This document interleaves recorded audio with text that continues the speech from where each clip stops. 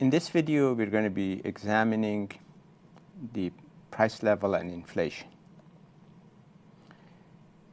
A couple of definitions first, just in case you're not familiar with these concepts. A price level is an indicator of the weighted average of prices of a bundle of goods. It could be consumer prices, for example, reflecting the basket of goods that consumers buy, or it could be producer price index, the basket of goods that producers sell or buy, or it could be a basket of goods being produced in the country. The rate of growth of a price level is called inflation rate. We want to understand inflation and measure it because it affects our decision making. For example, the price level affects the value of the money that we hold, and therefore the decision about how much money to hold, how much to save, how to use money is very much dependent on what the inflation rate is and what we expect the inflation rate to be. In addition, in deciding how much to consume and how much to invest, the rate of inflation matters a lot. We're going to see that in later videos.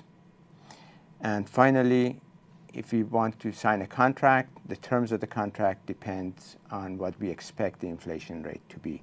So what the inflation rate is and what we expect the inflation rate to be in the future very much affects the terms of the contract that we write down and we accept.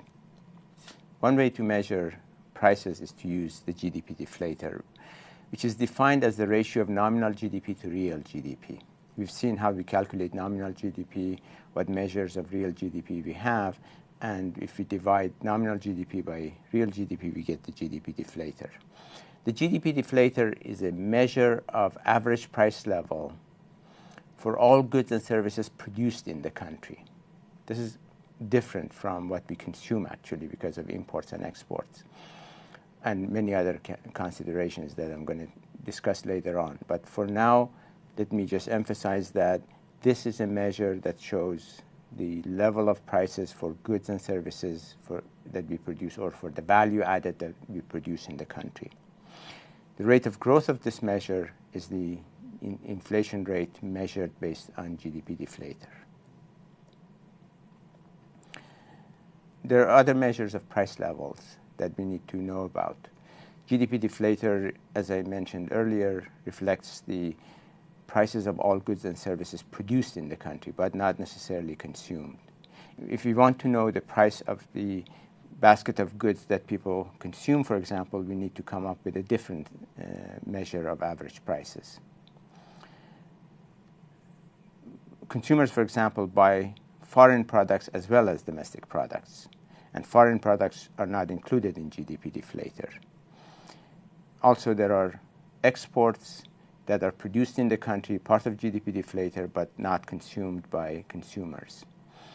Or maybe goods produced for the government or produced for investment purposes, and those are not also goods that are directly consumed by consumers and may not be reflected in the prices that consumers pay. And for this purpose, economists have come up with a variety of measures of price level for different purposes, for consumers, producers, consumers in different parts of the country, in rural areas, urban areas, etc. So let me focus on the consumer price index, which is very commonly used for contracting and a lot of other purposes. The consumer price index is a weighted average of all consumer prices, and here's how it's calculated. First of all, let me mention that in the United States, the measure is calculated by Bureau of Labor Statistics. In other countries, similar institutes or government agencies calculate the price level.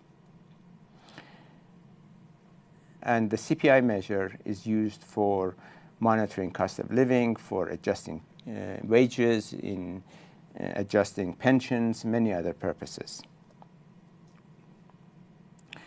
Here's how the Bureau of Labor Statistics calculates the CPI in the United States, and similar procedures are used in other countries. First, the Bureau identifies the basket of goods and services that a typical consumer buys. This is done by doing a survey of households and figuring out what is it that consumers purchase.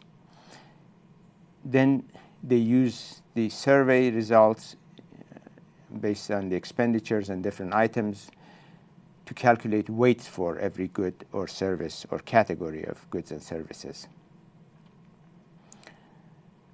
Once they have the weights, they collect data on a monthly basis on the items in the basket and then use the weights to calculate the cost of buying the typical basket of goods and services that households buy. And they turn it into an index. Here's what that index includes. 41% of typical household expenditure in the US goes to housing. That includes heating, water, etc. Food and beverages adds up to about 16%. Another 16-17% goes to transportation. About 6% of expenditure of household goes to education and communication. Another 6% goes to medical care.